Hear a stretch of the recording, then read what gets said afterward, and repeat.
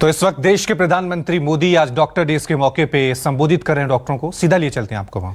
खास तौर पर पिछले 1.5 साल में हमारे डॉक्टर्स ने जिस तरह देशवासियों की सेवा की है वो अपने आप में एक मिसाल है। मैं 130 करोड़ देशवासियों की ओर से देश के सभी डॉक्टर्स को धन्यवाद देता हूं, आभार प्रकट करता हूं। साथियों, डॉक्टर्स को ईश्वर का दूसरा रूप कहा जाता है और वैसे ही नहीं कहा जाता।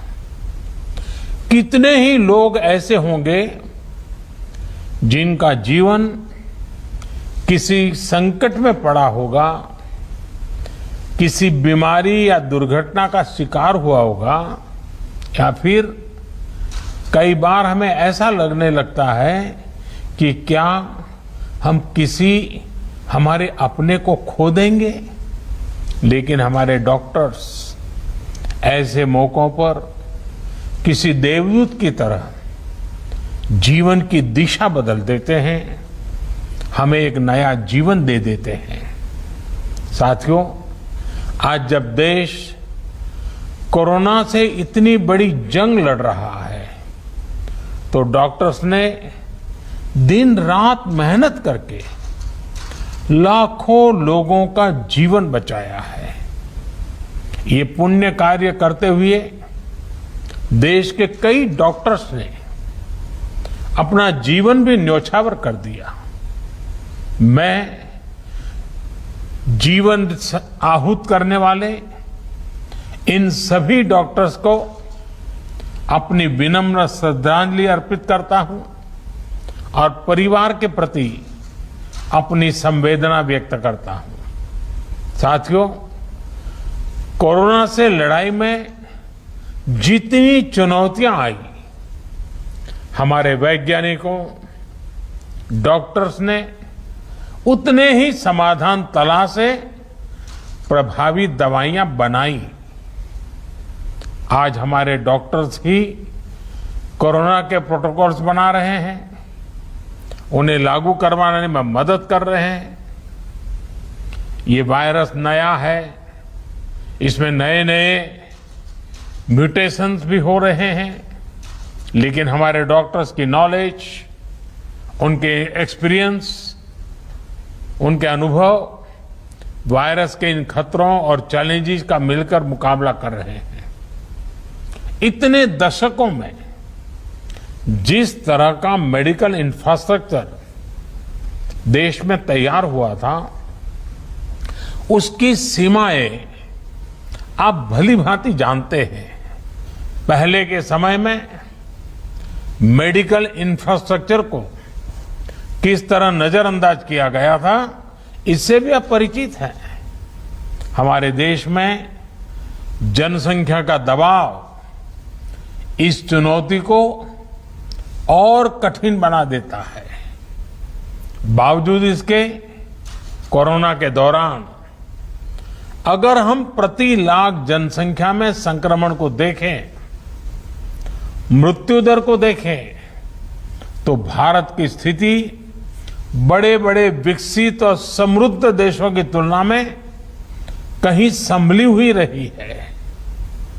किसी एक जीवन का असमय समाप्त होना उतना ही दुखद है, लेकिन भारत ने कोरोना से लाखों का जीवन बचाया भी है। इसका बहुत बड़ा श्रेय हमारे परिश्रमी डॉक्टर्स, हमारे हेल्थ केयर वर्कर्स, हमारे फ्रंटलाइन वर्कर्स को जाता है। साथियों, ये हमारी सरकार ही है जिसने हेल्थ केयर पर सबसे अधिक बल दिया है। पिछले वर्ष फर्स्ट वेव के दौरान हमने लगभग 15,000 करोड़ रुपए हेल्थ केयर के लिए आवंटित किए थे, जिससे हमारे हेल्थ इंफ्रास्ट्रक्चर को बढ़ाने में मदद मिली। इस साल हेल्थ सेक्टर के लिए बजट का एलोकेशन 2 गुने से भी ज्यादा यानी 2 लाख करोड़ रुपए से भी अधिक किया गया।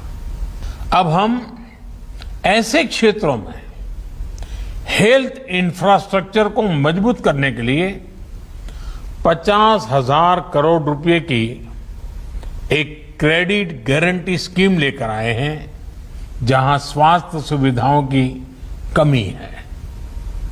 हमने बच्चों के लिए जरूरी हेल्थ इंफ्रास्ट्रक्चर को सशक्त करने के लिए भी 22,000 करोड़ रुपए से ज्यादा आवंटित किए हैं। आज देश में तेजी से नए एम्स खोले जा रहे हैं, नए मेडिकल कॉलेज बनाए जा रहे हैं, आधुनिक हेल्थ इंफ्रास्ट्रक्चर खड़ा किया जा रहा है। 2014 तक जहां देश में केवल 6 एम्स थे, वहीं इन 7 सालों में 15 नए एम्स का काम शुरू हुआ है। मेडिकल कॉलेज की संख्या भी करीब 1.5 गुना बढ़ी है। इसी का परिणाम है कि इतने कम समय में जहां अंडर ग्रेजुएट सीट्स में 1.5 गुने से ज्यादा की वृद्धि हुई है, वहीं पीजी सीट्स में 80% इजाफा हुआ है। यानी यहां तक पहुंचने के लिए जो संघर्ष आपको करना पड़ा, वो कठिनाइयां हमारे युवाओं को, आपके बच्चों को नहीं उठानी पड़ेगी। दूर सुदूर क्षेत्रों में भी हमारे ज्यादा से ज्यादा युवाओं को डॉक्टर बनने का अवसर मिलेगा। उनकी प्रतिभा को, उनके सपनों को नई उड़ान मिलेगी। मेडिकल सेक्टर में हो रहे इन बदलावों के बीच डॉक्टर्स की सुरक्षा के लिए भी सरकार प्रतिबद्ध है। हमारी सरकार ने डॉक्टर्स के खिलाफ हिंसा को रोकने के लिए पिछले वर्ष ही कानून में कई कड़े प्रावधान किए हैं। इसके साथ ही हम अपने कोविड वॉरियर्स के लिए फ्री इंश्योरेंस कवर स्कीम भी लेकर आए हैं। साथियों, कोरोना के खिलाफ देश की लड़ाई हो या मेडिकल व्यवस्था सुधारने का देश का लक्ष्य, इन सब में आप सभी को महत्वपूर्ण भूमिका अदा करनी है। उदाहरण के तौर पर जब आप सभी ने पहले फेज में वैक्सीन लगवाई, तो उससे देश में वैक्सीन को लेकर उत्साह और विश्वास कई गुना बढ़ गया। इसी तरह जब आप लोगों को कोविड एप्रोप्रिएट बिहेवियर का पालन करने के लिए कहते हैं, तो लोग पूरी श्रद्धा से उसका पालन करते हैं। मैं चाहूंगा आप अपनी इस भूमिका को और सक्रियता से निभाएं, अपना दायरा और ज्यादा बढ़ाएं।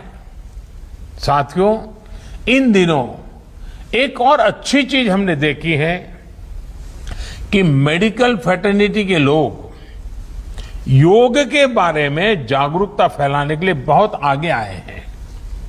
योग को प्रचारित प्रसारित करने के लिए जो काम आजादी के बाद पिछली शताब्दी में किया जाने चाहिए था, वो अब हो रहा है। इस कोरोना के काल में योग प्राणायाम का लोगों के स्वास्थ्य पर किस तरह सकारात्मक प्रभाव पड़ रहा है, पोस्ट कोविड कॉम्प्लिकेशन से निपटने में योग किस तरह मदद कर रहा है, इसके लिए आधुनिक मेडिकल साइंस से जुड़े कई संस्थानों द्वारा एविडेंस बेस्ड स्टडीज कराई जा रही है। इस पर आप में से कई लोग काफी समय दे रहे हैं। साथियों, आप लोग मेडिकल साइंस को जानते हैं, एक्सपर्ट हैं, स्पेशलिस्ट हैं, और एक भारतीय को योग को समझना भी स्वाभाविक रूप से आसान होता है। जब आप लोग योग पर स्टडी करते हैं, तो पूरी दुनिया इसे बहुत सीरियसली लेती है। क्या आईएमए इसे मिशन मोड में आगे बढ़ा सकती है?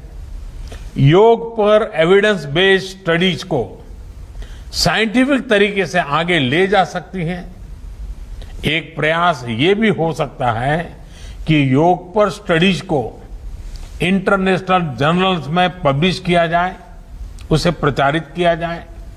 मुझे विश्वास है कि ये स्टडीज दुनिया भर में डॉक्टर्स को, अपने पेशेंट्स को योग के बारे में और जागरूक करने के लिए भी प्रोत्साहित करेगी। साथियों, जब भी हार्ड वर्क, टैलेंट और स्किल की बात आती है तो इनमें आपका कोई मुकाबला नहीं है। मैं आपसे यह भी अनुरोध करना चाहता हूं कि आप पूरे अटेंशन के साथ ही अपने अनुभवों का डॉक्यूमेंटेशन भी करते रहें। पेशेंट के साथ आपके एक्सपीरियंसेस का डॉक्यूमेंटेशन बहुत ही अहम है। साथ ही मरीज के सिम्टम्स, ट्रीटमेंट प्लान और उनके रिस्पॉन्स का भी डिटेल डॉक्यूमेंटेशन होना चाहिए। यह एक रिसर्च स्टडी के रूप में भी हो सकता है, जिसमें विभिन्न प्रकार की दवाओं और ट्रीटमेंट्स के असर को नोट किया गया हो।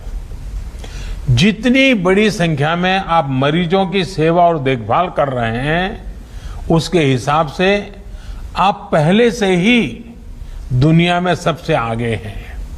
यह समय यह भी सुनिश्चित करने का है कि आपके काम का, आपकी साइंटिफिक स्टडीज का दुनिया संज्ञान ले और आने वाली पीढ़ी को उसका लाभ भी मिले। इससे दुनिया को जहां मेडिकल से जुड़े कई जटिल सवालों को समझने में आसानी होगी, वहीं उसके समाधान की दिशा भी मिलेगी। कोविड की यह महामारी इसके लिए एक अच्छा स्टार्टिंग पॉइंट हो सकता है।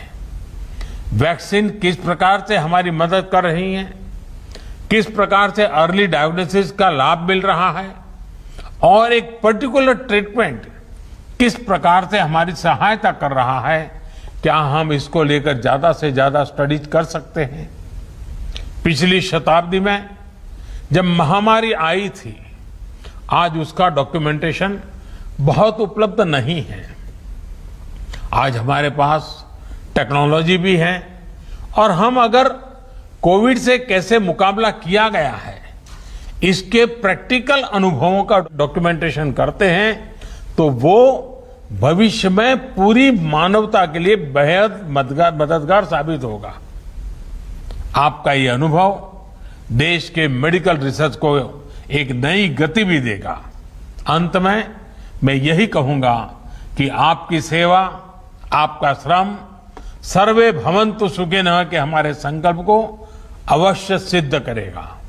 हमारा देश कोरोना से भी जीतेगा और विकास के नए आयाम भी हासिल करेगा।